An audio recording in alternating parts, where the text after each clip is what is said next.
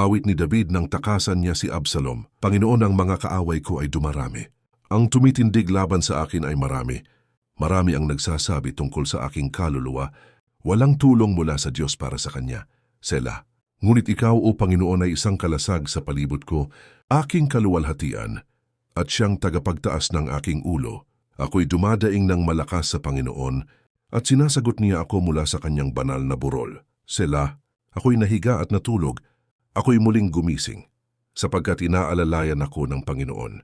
Sa 10,000 tao ako'y hindi natatakot na naghanda ng kanilang mga sarili laban sa akin sa palibot. Bumangon ka, o Panginoon!